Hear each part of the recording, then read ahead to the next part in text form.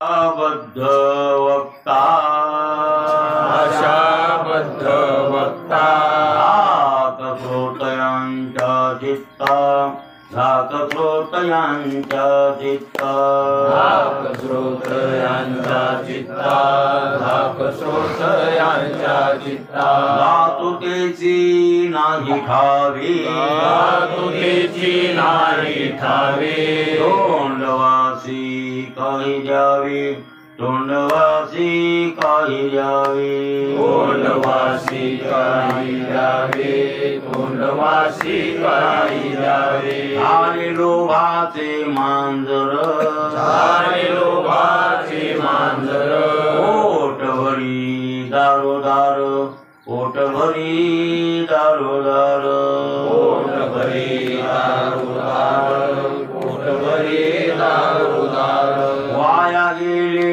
ते भजन वाया गेले ते भजन उभयता लोभी मन उभयता लोभी मन उभयता लोभी मन उभयता लोभी मन वैरमुख एके ठाई वैरमुख एके ठाई तैसे झाले तया दोही तैसे झाले तया दोही तैसे झाले तया दोही तैसे झाले तया दोही धातुतेची नाही ठावे धातुतेची नाही ठावे तोंडवासी काही द्यावे तोंडवासी काही द्यावे तोंडवासी काही द्यावे तोंडवासी काही द्यावे हा माप आणि गोणी माप आणि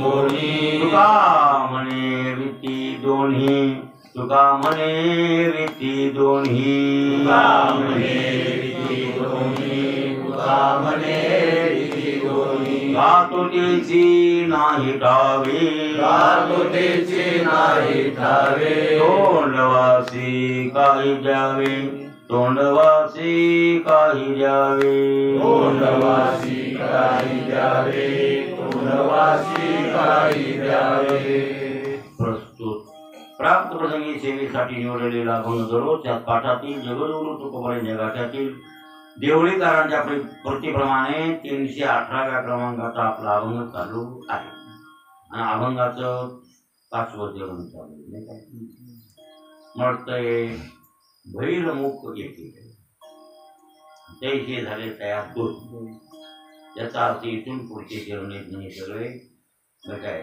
वाया गेली ते भजन इथून सुरू झाले श्रोतावी त्यात जबाबदार आहे आणि वक्ताही जबाबदार दोघं त्याच्याकरता म्हणजे ते वाया गेलं भजन म्हणजे श्रोत्याचं भजन वाया गेलं आणि वक्त्याचं भजन दोघांचंही वाया गेलं का उभयता लोभी म्हणा उभयता म्हणजे दोघांचं बी उभयता म्हणजे दोघांचं बी तुमचं बी आमचं बी मन लोभी आहे आणि लोभातून केलेलं भजन देवाच्या प्राप्तीला कारण ठरत नाही किंबहुना ऐशे भजन ते संसाराचे साधन ये फळ भोग स्वप्न नाव भरेचे तुम्हाला दिसायले ते भजन केल्याने वाटायलेत माणसं पण ते संसारच करायले भजन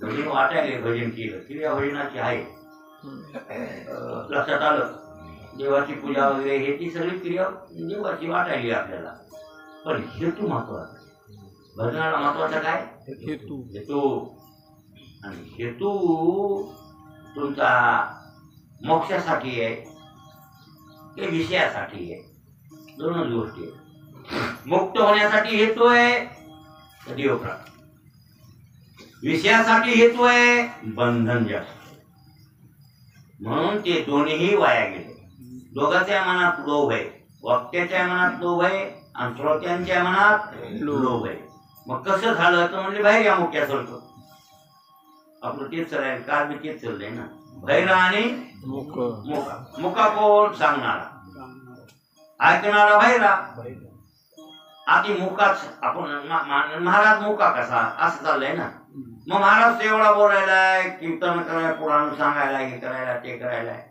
देवाचे सांगायला काय नाम काय तर टवाळ्या थांबणारी त्याला काय काय टवाळ्या म्हणजे काय देव बिन भक्ती नाही ज्ञानही नाही, वैराग्य नाही, काहीच नाही. कीर्तन म्हणजे टवाळ आहे. आणि जोकिंग कीर्तनच लोकांना आवडतं. जोकिंग कीर्तन असेल त्याच्यात खूप लोक जमलेले असतात, ते असतात, ते असो त्यांचा विषय, ते त्यांना कळत नाही ना. कळल्यावर काय लागलं एवढं, ते कळत नाही बिचारायला. म्हणजे जोकिंग, आणि जोकिंग मला फार आवडतो. हास्यरसातला येऊन असं काही म्हणा, हे तर फुजूल आहे. हे कीर्तन काय फुजूल. पण एखादा महाराज पुराणाला धरून कथा सांगायला, कथेतलं बोलायला, हे बोलायला, हे सगळं असं भक्तीतून बोलते, तरी पण हे चूक आहे त्याचा लोकांना सांगण्यात. लोकांना जो सांगतोय ते त्याच्या पाठीमागे लोकांच्या उद्धाराची तळमळ आहे का? आहे का? मग काय, मग तळमळ काय याची? फक्त पैसे मिळावे. आपल्याला काय मिळावे? समाज सुरीत गेला तर हरकत नाही. काय करायचे आपल्याला? म्हणलं कोणाचा राग येतो त्यासाठी काय म्हणायचं नाही. कसे वागा, भरणी असून दारू पितो का म्हणतात, तर मग काय होत नाही. म्हणजे त्याला काय म्हणायचं नाही, त्याला माहिती दारू पिते, म्हणजे दारू पिते महाराजाला माहित नाही का? ते पिऊन म्हणलं तरी जमते. पिऊन आला आणि त्याला महाराजा पिशी आणि ती तिथे गाव लागला तरी ते काय म्हणत नाही. का म्हणत नाही? तर त्याला म्हणाय पाहिजे, पेरय का तो इथे येऊन सांगायचं, कीर्तनात यायचं नाही, कीर्तन निवड होतो तरी कुठं लागला. महाराजाला कळतंय सगळं, कोणाचं चुकायलंय, काय चुकायलंय, कसं वागायलंय, कोणतं नाही. कळत असून का म्हणत नाही? लोभ आहे ना, झाले लोभाचे मांजर झाले ना, त्याला काय माहित. आणि इतकाय बखवा केला 3 घंटे त्यानं, देवाविषयी बोललं, पण हेतू देव प्राप्तीचा नाही. बरं, विषय कशाचा होता? पांडुरंगानं असं केलं, रामबरोबर तसं केलं, कृष्ण परमात्मा असं, अमुक तमुक, महाभारत, भागवत, याच्यातलं तुम्हाला सांगितलं हो, त्यांच्या दुसरीकडे त्याच्यातलं सांगायले हो देवाविषयी. पण हेतू काय आहे? मला पैसे मिळावे, मला पैसे मिळावे, समाज सुधरू का न सुधरू घेणं देणं नाही. अहो खऱ्या महाराजाला सीन येतो कशाचा? आपण सांगून इथं कीर्तन करून जर हे लोक ऐकत नसतील, मला कीर्तन ओमन मारणारा चप्पल मारायला म्हणत होते. वेदांत होता त्यांचा, गायनाचा अंग काहीच नाही. मग कीर्तनला मग ते म्हणायचे, तो या गावात कीर्तन मला न्यायला, पण श्रोते किती माझे? 2-4 श्रोते, बाकीचे सगळे बहिरंग आहेत. माझा काय उपयोग त्या गावात नेऊन? मला नेऊ नको. त्या गावात मला उपयोग होत नाही, तिथं मला कशाला नेतो तू? बरोबर येत नाही. बरं, घ्यायचं द्यायचं काहीच नाही, मनातली भावनाच नाही ना ते. मला कशाला बेजारी करतो? सूर्य कामी बसू दे बघून. काही लोक आवडी नाचल्यामुळे घेतो, मी बरोबर आणलं होतं. सत्यात होतो, आणलं होतं सत्यात. हे धाब्यावर बांधलाय परमार्थ, या लोकांना ते म्हणून ह्या लोकांना परमार्थ धाब्यावर बांधलाय असं. महाराज ते खऱ्याला नाही जमत, त्याला काही निर्लोभ आहे. निर्लोभ निस्वार्थी वागणं ना, त्याला हे काही गोष्टी पटत नाही. आणि ज्याला स्वार्थ आहे का, ते समाजात कसंही वागा, तुम्ही मिळून मिसळून राहतो का? राहतो, देवाविषयी बोलतो, देवाचं तुम्हाला सांगतो, हे खरंय. पण देव प्राप्ती व्हावी यांना हे उद्देश नाही आहे. आमचं आम्ही पोट भरून निघावं, तुम्ही वागण्यात वागा की बदला की न बदला, काही घेणं देणं नाही. म्हणून सांगून एवढं बडबड करू नये, हे मुक आहे. एवढी बडबड जरी केली देवाविषयी तर ते देव प्राप्तीला कारण ठरत नाही, आणि त्याची भक्ती देवाच्या दरबारात रुजू जात नाही. वक्ता कसा असावा? निर्भेद. कसा असावा? निर्भेद, नाही भेदभार. आणि तुका म्हणे सांगा थोर, लहान येऊ का मोठा येऊ, त्याच्या दरबारात भेद म्हणजे भेद नाहीच, बोलायचंच नाही. वाव नव्हता महाराज रंगनाथ गोडीपती चावट वागायला, अरे बाळ जमत नव्हतं. जोग महाराज तसेच होते महाराज, खरे वागायला होते ते, काही थोडे टिपण विपड जमत नव्हतं. ते काय साधा बोवा होता का रंगनाथ गोडी परवली कर म्हणजे, लिंबाळकरच्या बायकोला धुमकेल तर ते ना एक गोष्ट. पण निंबाळकराच्या गावाला फलटणला कीर्तन गुरुजीचं होतं, आपले रंगनाथ गुरुजी परवणी निंबाळकराच्या गावाला. तिथल्या लोकांनी नेलं होतं आणि महाराज स्टेजवर बसून हात पब्लिक किती बी ऐकायला 8,000 लोक किती बी आलेले लोक ऐकायला पुढे बसलेले हे. आता मग राणी साहेब एक लिंबाळकराची बायको, त्या बाईनं राणी यांची आता हुकुमशाही होती, अशी लोकशाही घ्यायची आली हुकुमशाही तरी ते असं. मग ती राणी आणि ती राणी माग काही पोलिस पुढे काही पोलिस ते नियोजन करायला सरकार राणी साहेब मग सगळे लोक बसले, कीर्तन चालू झाले. मग बाईने यायचे तर लवकर यावं की नाही, म्हणजे आली मागून आणि पुन्हा सारखा ती पोलीस लोक बाई त्याच्या बाईला तिला वाटलं मी राणी या महाराज मी माझा सन्मान ठेवतील मी मान ठेवतील. त्या महाराजाच्या काय कीर्तनात फिरले तिथं नियमात चुकलं का चुकलं. कीर्तनातला नियम आहे, कीर्तनात भंगाने म्हणजे विक्षेप नाही झाला पाहिजे. हे कीर्तनाचा नियम. गुरुजी वास काढले स्टेजवरून लांबून ते स्टेजवरून बोलले म्हणून गुरुजी स्पीकर लावले. पुन्हा निघाली घोडवी कोणी काढली बस तिथं कोण म्हणले जिथं जागा मिळेल तिथं बस, पुढे यायची गरज नाही. माणसं सारी थे ठिंगाणा व्हायला माणसं विक्षेप होतोय. महाराज ते कार्यकर्ते म्हणले आता सगळी नाही बाबा. तिला काय म्हणले महाराज घोडवी म्हणली बघा राजाच्या राणी. ती घोडवी तिथं बसली. कुठं सामान्य लोक बसली ना का तुम्ही तिला वाटलं सामान्य लोकात कसं मी बसलो राणी आहे ना जरा असा मनात लागला तिच्या, तिला बसावं लागलं तिथे. श्रोते म्हणल्यावर राणी काय राजा काय तुम्ही सगळे सारखे का कमी जास्त. हे लंगडे खोळे म्हणून खुर्च्या बसू देवलो. लंगडे खोळे नसल्यावर खुर्च्या काय झाल्या. कसं आहे हे गुडघे गेल्यावर महाराज काय गोष्टी थोडस कसं आहे बरं काय हे उच्च नीचता नाही काय करावं विलाज नसतं. मग एखाद्या माणसाचं चांगलं लांबावं लागते लांबवून ते कवा दुखत असल्यावर उगं चांगल्या नाही सोंग करायचं म्हणजे कसं म्हटलंय होय आता झडकी टंगलं येतं काय दुखत नाही रोग येत नाही तरी खुर्ची बसायचं मग राग येणार. म्हणजे गुरुजीला काही भिडे थोडी तसं म्हणले ती घोडमी म्हणून ती खाली बसली पाहिजे.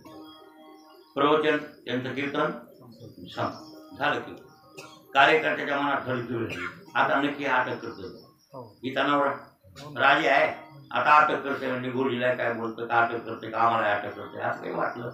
मग ते झालं कीर्तन झाल्यावर पुन्हा गुरुजी कसे आले सगळे कार्यकर्ते पुढारी गुरुजी बरं नाही झालं काय झालं नाही झालं. आती तुम्ही घोडवी म्हणली ती राजाची राणी होती मग काय खाती का त्याला डरच नाही काय कर असं.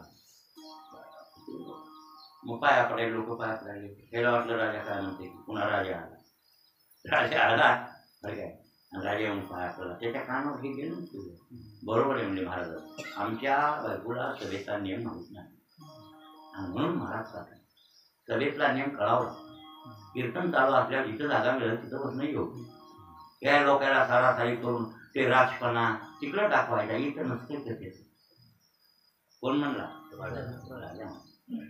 टेन्शन गेलं की नाही लोकांचं टेन्शन कमी गेलं. ती बी आली बाई आणि पाया पडली आणि ती काय म्हणली नाही चुकलं म्हणजे महाराज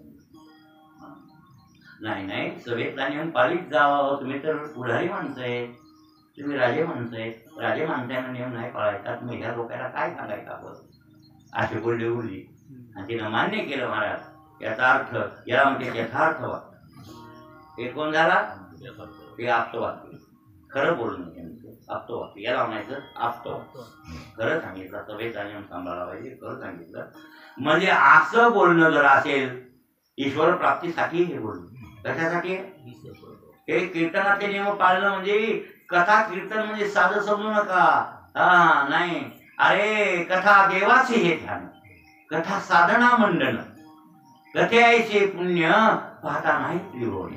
कथा देवाचे हे कथा देवाचे ध्यान समाधी लागून उभा देते. वा कथा त्रिवेणी संगम देव भक्ताने नाम तेथीचे उत्तम चरणरज वंदिता जळती दोषाचे डोंगर शुद्ध होती नारी नर जे ऐकती सादर जे काय ऐकती सादर जे पवित्र हरिकथा. असा हरिकथेचा महिमा आहे असं पटवून सांगावं. आमचं तसं नाही तिकडं दिसले ते मोठा माणूस आला का नाही या या या या या पुढे येऊ द्या त्यांना, पुढे येऊ द्या, पुढे येऊ द्या. म्हणजे 10-5 रुपये देता येईल ते करू. सांगा वाया गेले ते. आणि मुक एक नाही, एवढं बोलून बी काय झाला महाराज, मुका झाला. काय फायदा का महाराजाचा? बोलला लोकांच्या स्तुती पण बोलला. अरे काय आहे म्हणून स्तुती अथवा निंदा करावी देवाची, कीर्ती मानवाची बोलून सांगितलंय. नका करू नरस्तुती, माझी परिसावी विनंती. तुकाराम महाराज म्हणले कोण्या माणसाचं वर्णन करू नका गड्या कीर्तन करायला. तुकाराम महाराज म्हणणं आलं कोण्या माणसाचं महाराज काय कोणते माणसं आहेत ना त्याचं तुम्ही वर्णन कीर्तनात, प्रवचनात, भजनात, भक्ती करू नका बाबा, करू नका. नका करू नरस्तुती, माझी परिसावी विनंती. माझी विनंती आहे का माणसाचं, आम्हाला माणसाचं वर्णन करावं का वाटतंय? पैसे देतेत म्हणून, आम्हाला पुन्हा बोलवीत येत म्हणून, आमचा सन्मान करावा म्हणून. मग असं जे काही कीर्तन हेतू पुरस्कर मान सन्मानासाठी, पैशासाठी, तर ते महाराज बोलून सुद्धा मुका. बोलून म्हणून तुम्हाला सांगितलं ना, बोलून का बोलना झाला, बोलून अबोलना असून बोल का, याच्या विरुद्ध आहे. आता अबोलना असून म्हणजे मुका असून बोल काही नाही भाऊ, बरोबर आहे. आता मौनम सर्वार्थ साधकम असं शास्त्रात वर्णन. म्हणून शास्त्राने सांगितलंय एक लक्षात ठेवा, कमीत कमी अधिक मास आल्यास तरी मौन धरा. काय अधिक मास, धोंड्याचा महिना, धोंड्याच्या महिन्यात तुम्ही मौन पाहा. मौन भाऊ, मौनानं काय होतंय, वाचेचं तप वाढतंय, त्या जिवलीचं तप होतही नाही. मौन धरलं ना तर जिवलीचं तप. नखऱ्यासाठी मौन करणारे महाराज लोक आहेत, उगतच नखरे करायचे. ते नखरे करणं मौन धरणं वेगळं, पण खरंच मौन धारण करणं वेगळं. आता बाजीराव जवळकर काय करीत होते, एकादशी दिवशी दिवसभर 24 घंटे बोलायचं ना महाराज. मौन 24 तास ते धरत होते बाजीराव जवळकर. आणि बरोबर आहे, काय विषयातलं जरी लिहून दिलं का तर मौन काय राहिलं, मन तिकडे गेलं ना. वाचा बंद पडली हो, पण मन कुठे गेले. म्हैशी पाणी पाजवा, बरोबर आहे. आता काय आली ध्यानात, मसरत आलं, चित्त तिकडे गेलं ना. वाच येत नाही म्हैस आली तरी पण चित्तात आली ना, आहे की नाही. हे नाही महाराज, एक लक्षात ठेवा, मौन सर्वात साधक असं शास्त्रात वर्णन आहे. आणि त्याच्यासाठी शास्त्राने सांगितलं तुम्हाला नेहमी मौन एवढी तपश्चर्या होणार नाही. मग तुम्ही काय करा, जसा धोंड्याचा महिना आल्यावर एक भुक्त राहा. खरं तर धोंड्याचा महिना निराहार करावा, फलहार खावा, एवढं होतंय का नाही. एक भुक्त राहा, मग एक भुक्ते बा महिनाभर आणू का शक्य वा, असं काही लोकांना भेऊ. लोक लय खायला मरण काय सांगा तुम्हाला. सोमवार जर ते 3 टाइम फराळ, कशाचा सोमवार तो महाराज. मग शास्त्र नाही बा, तुम्हाला महिनाभर एक भुक्त होत नाही का उपास, नाही का. 3 दिवस का धोंड्याचा महिना किती दिवस, 3 दिवस. पहिले 3, मग 3 दिवस सुद्धा धरीत नाही. 1 दिवस का होईना उपवास खाली आणलं शास्त्रानं तुमच्या हितासाठी. मग आता तसंच आहे, महिनाभर धोंड्याच्या महिन्यात बोलायचं, मौन पाळा. ठीक, म्हणजे एक जणांना धरलं, मौन धरलं, बोलायचं नाही, काय नाही, लिहून बिलायचं नाही, काहीच नाही, हे ठीक आहे, हे खरंय. आता हे झाला मुका, झाला ना मुका, हे मुका झाला. पण मुका असून बोला. धोंड्याच्या महिन्यात महिनाभर भजनच केलं. तुकाराम महाराजांचे अभंग, ज्ञानेश्वरी, कीर्तन, प्रवचन, याला मोकळी काही शास्त्र. म्हणजे देवाचे नाव घेणं हे बोलून न बोलण्यासारखं. लक्षात आलं की नाही. हे बोलून सुद्धा न बोलण्यासारखं. ते बोलण्यात गणितच नाही. भगवंताच्या नामस्मरणात, म्हणजे अभंग तुकाराम महाराजांचे नामस्मरण आहे बरं. हे ज्ञानेश्वरी नामस्मरण आहे, भागवत नामस्मरण आहे, किंवा राम राम राम राम राम राम हे जप. भगवंताचं काय नामस्मरण. असं नामस्मरण तुम्ही महिनाभर करा, 1 दिवस करा. मौन धरले का तुम्ही, बोलायचंच नाही ना, मग न बोलण्याचं पुण्य तुम्हाला लागेल, मौन धरण्याचं पुण्य लागेल. भगवंताचं नामस्मरण घ्या. उलट भगवंताचं नामस्मरण करून एवढं जरी तुम्ही बोलले तरी ते बोलणं नगण्य, गणितात नाही, गणिताच्या बाहेर. ज्ञानदेव मौन जपमाळा अंतरी धरोनी से हरी जेते कळलं की नाही भाऊ? म्हणजे हे माणूस मुका असून कसा आहे? बरोबर आहे ना महाराज? इकडं तर मौन धरले, मुका म्हणजे मौन धरणे, मौन धरले आणि इकडे तर भगवंताचं नाम असून भागवत वाचते, घड घड पारायण चालू आहे. पारायणाशिवाय अजिबात बोलत नाही. नाही पारायण म्हणजे भागवत म्हणजे भागवतच वाचणार, ज्ञानेश्वरी म्हणजे ज्ञानेश्वरीच वाचणार. या व्यतिरिक्त एक शब्द वापरला नाही, महिनाभर म्हणा, 2 महिने म्हणा, 4 महिने म्हणा की 1 दिवस म्हणा, याचं नाव आहे न बोलणे. बोलून न बोलणे. मग आता बोलून न बोलणं बरं का बोलून बरं काय मुक बरं? कसं बरं? होय माने का? हा बोलून न बोलणं बरं म्हणजे बोलून मुख राहणं बरं श्रेष्ठ आहे, पुण्य आहे. भगवंताचं नामस्मरण आता वाचेचं तप वाढतं ना, म्हणून ज्ञानेश्वर खरं की महाराज मी उगो एखाद्या विचार करतो म्हणाला. ज्ञानेश्वर महाराजांचं ज्ञानेश्वरी करताना वय होतं 16 वर्ष. किती? 16. महाराज त्यातले काही सिद्धांत आहेत की सिद्धांताचा थरकाप आपल्या डोक्याच्या बाहेरला खेळतो. कोणाचा? हो, इतकी बारकाई त्या चिंतनाची त्या ओव्यामध्ये काय त्यांनी दृष्टांतात भरतो सांगितलं. हो काय की जे निसर्गातल्या गोष्टी आपल्याला माहीत नाही त्याही त्याने सांगितलं. तेवढूच्या लेकराला एवढं ज्ञान झालं. लेकरूचं 16च वर्षाचं आणि 16 वर्षाच्या लेकराला 100 वर्षाच्या म्हाताऱ्याला अनुभव नाही तर तेवढे अनुभव आणि त्या अनुभवातून बोलणं होतं ते गोव्यात. असे कितीतरी तुम्हाला सांगेल. हो, ते म्हणले ग्रीष्मशेषीचा वारा नकळे समोर की पाठी मोरा. उन्हाळ्याच्या शेवटचं वार म्हणले का इकून येत आहे टिकून येत घोटमाळते असं त्याला म्हणायचं. पुन्हा चारलेचे प्रवेशी आभरे जेरते आकाशी आणि ग्रीष्माच्या आदिवासी निगती पुरती. बाबा निसर्गातही बोलणं इतकी बारकाई की बाबा ते अभ्यास बघितल्यावर डोसक्यात आणल्यावर ते असं थक्क होते की एवढ्या लेकराला एवढं ज्ञान. ते बी माणूसच होती.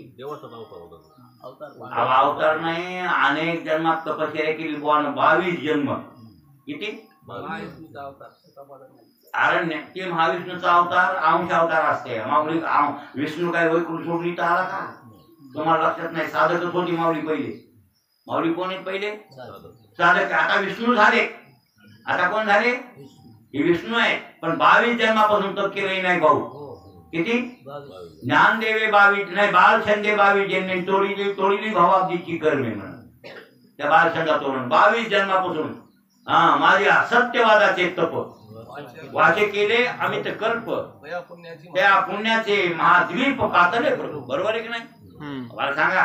हो भाऊ, सत्यवादाचं तप केलं आणि सत्य बोलणं हे सुद्धा बोलून मुक्यासारखे, बोलून न करणे. तुम्ही जर एखादं गोष्ट बोलायचीच नाही आणि बोलायची तर सत्य मुळ्या बोलायचं. मग ते दुश्मन असू द्या, त्या दुश्मनानं बोललं आपल्याला बा तुमच्या देखत हे इथं ठरलेलं असं, मग तुमच्या देखत तुम्ही ठरवाय होते. आज तुमचं आमचं भांडण नाही, त्याच्याबद्दल वाद नाही. तुम्ही आम्हाला बोलत नाही, आम्ही तुम्हाला बोलत नाही, हे खरे. पण मागच्या काळात ज्यावेळेस ठरलं आमचं दोघांचं त्यावेळेला तुम्ही इथं होत आणि हे असा आणि इथून असं इथून धुळा आहे ते तुम्हाला माहिती. तुम्ही खरं ते सांगा. तुम्ही काय नाही देखत असं ठरलंय इथून धुळा आहे, इथून धुळा आहे. याला म्हणते बोलून न बोलण्याचा पुण्यात्मक बोलणे महाराज. तिथं तुझ्या बोलण्यानं खरं बोलण्यामुळं ईश्वर उभा राहील. कळलं? कोर्टात मी साक्षी द्यायची फुकट नाही महाराज. उगच नाही करा. न्याय मंदिर म्हणते कोर्टात त्याचे ह्याला. ते कोर्ट आहे ना, त्याच्यावर नाव आहे काय? न्याय मंदिर. आणि त्या न्याय मंदिरात बसलेला जज म्हणजे न्यायाधीश देव आहे. विष्णूची गादी भरती. कोणाची गादी आहे? हा, ते आपला विष्णू परमात्म्याची गादी. आणि म्हणून न्यायाधीशाला देव म्हणतात. कोर्टातला देव कोण आहे? देव. ती विष्णूची गादी. विष्णू न्याय करणार. हे लक्षात. न्यायाची देवता विष्णू आहे. आणि म्हणून अन्याय नवळ नाही. आणि लक्षात ठेवाय नाही भाऊ, हे सुद्धा तप होते वाचेच. खरं बोलत राहिलं का तर काय होतंय? वाचेच आपल्या तप वाढत आहे. तिथं घ्यायचं नाही. समोरचा माणूस मला मारेल का, वाळीत टाकेल का, मला कातवल का नाही, हे आपला दुश्मन असू द्या. हो, आता दुश्मनकी झाली आहे, पण आपण त्यावेळेस होतो एकच ठरलेलं. मग ठरलं कसं बोलायला हरकत नाही, काय त्याच्यात असं वागणं. म्हणजे तुम्हाला सांगितलं का, हे माणूस बोलून मुका, बोलून सुद्धा मुका, खरं बोलणारा बोलून मुका, एक ईश्वर नामस्मरण करणारा, भागवत ग्रंथ ज्ञानेश्वरी वाचणारा, मौन धरलंय, आम्ही धोंड्याचा महिना बोलणार नाही, नका बोलू, आणि ज्ञानेश्वरी घडघड वाचायले तरी बोलून मुका, हे बोलून मुका. आणि आम्ही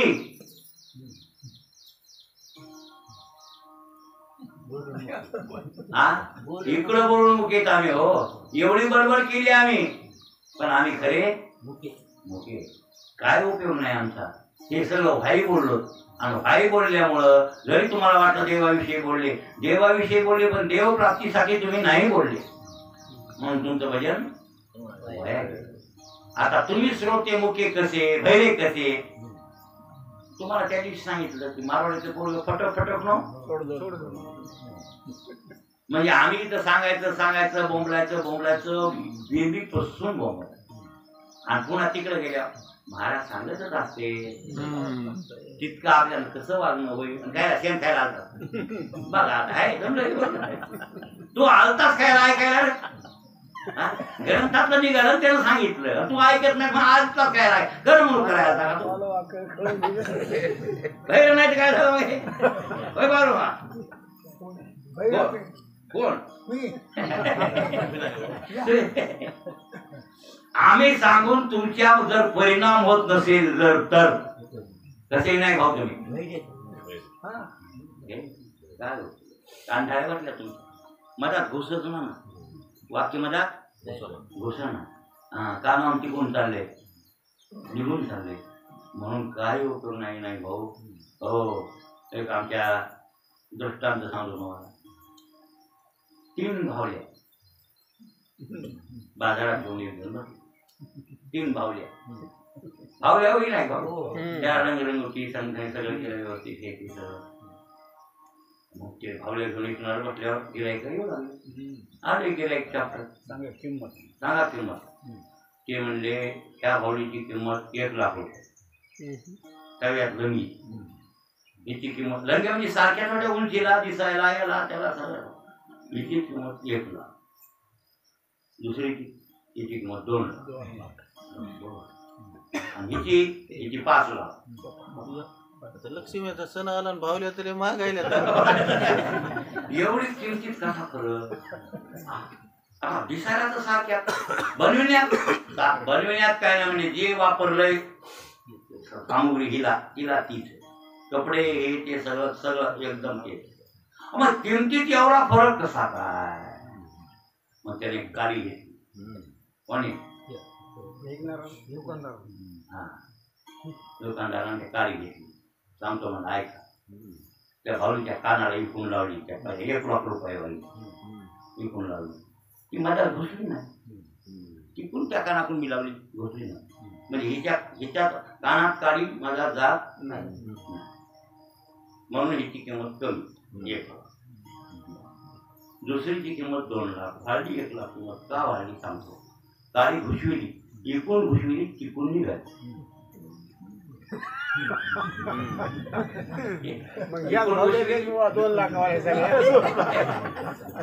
एकूण घुसविली, तिकडे निघाली, काळी निघाली म्हणून हिची किंमत. तिसरीची किंमत 5 लाख. काळी घातली, मधात कानात घातली की पोटात गेली. बघा म्हणला पोटात उतरली, बघा दिसायली का नाही काचतून. ही काळी इकून घातली, कुठे गेली, पोटात गेली. मग ही भावली 5 लाख.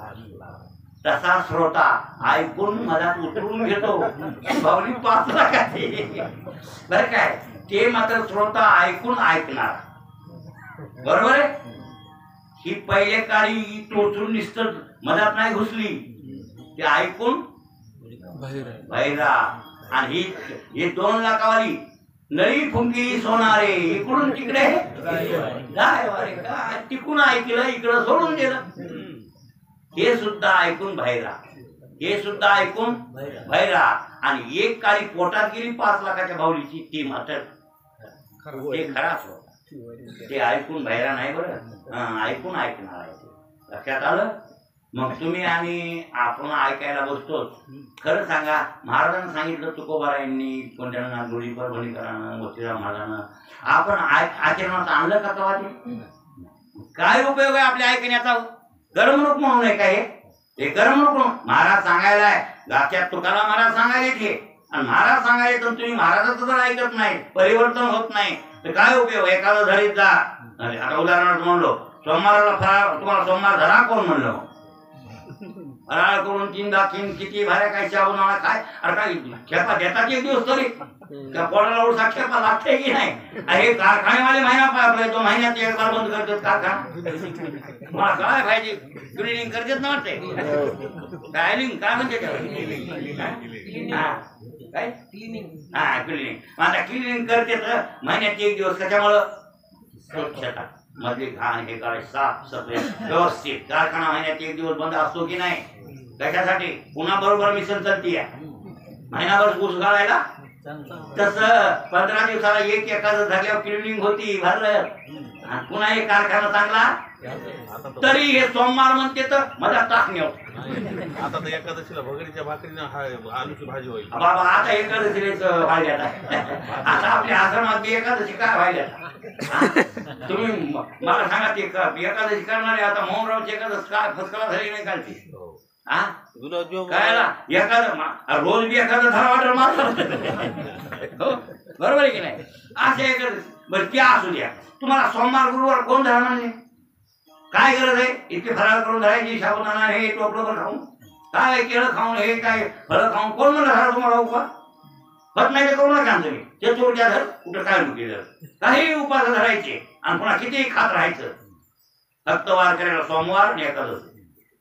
मी दुसरं व्रत करणार नाही, मरे पर्यंत मी नाही. एक तर सोमवार एकादशी. तुम्ही म्हणता मंगळवार बुधवार, आमचे काय नाही, सबती नार लागेल. रोजच उपवास एक टाइम, त्याच्यामुळे रोजच आमचं वेगळं आहे. पण हेतू नाही मंगळवार आला म्हणून देवीचा आणि बुधवार आला म्हणून पांडुरंगाचा, असा आमच्या डोसक्यात नाही. सबदिन आमचे पांडुरंगाचे, त्याच्याबद्दल वाद. आपण पण एकादश आणि सोमवार आम्ही सांगणार बी त्याच व्रताचं आचरण करा. बरं ठीक आहे, तुम्हाला काय धरू वाटेल त्या ऋषी पंचमी धरा, हरतालिका धरा, हरतालिका आहे काय धरू वाटेल ते धरा. हा चालतं, पण फराळ करून धरू नका. गड्या काय फायदा आहे तुमचा? मग आम्ही असं सांगतो, तिकडं तुम्ही गेले उपास आला, महाराज म्हणजे होते फराळ महाराज म्हणजे तुम्ही ऐकून कोण झाले? बहिरे. बहिरे ऐकून बहिरे, आणि आम्ही बोलून मुके. आपला जोड आपला जमलाय का नाही आता? म्हणून इथं म्हणले भैर मुके के ठाई आणि तैसे झाले तया दोही. आता एकच चरण राहिले. महाराज म्हणून मारवी बोल माप आणि गोणी, आणि तुका म्हणे रीते दोन्ही. भाऊ उद्या हे 3 पैबर काय इथून चरण आपल्यावर जोगावर येतं. श्रोत्या वक्त्यावर झाले, लोभाचे मांग नाही, वाया गेले ते. इथून आपण दोघं बी, श्रोते बी वाजवायले, श्रोत्याला बी वक्त्यालाही वाजवायले महाराज. आता शेवटच्या चरणात बी माप आम्ही आणि गोणी दूध. गोणी म्हणजे कळलं ना, होत तुम्ही आहे आणि शेर आणि दोघही रिकामी. केर बी रिकामाई नाही भाऊ, गोणी रिकामी. 4 महिने चातुर्मास झाला, केर भरला नाही. कोण पाठव? केर भरला नाही आणि गोणी भरली नाही. बरोबर, दोन्ही रिकामी. 4 महिने चातुर्मास झाला, मग काय फायदा झाला? काहीच नाही महाराज म्हणजे, उपयोग नाही. तू काय माप आणि गोणी तुका म्हणे रीती दोन्ही. उद्या याचा विचार करू.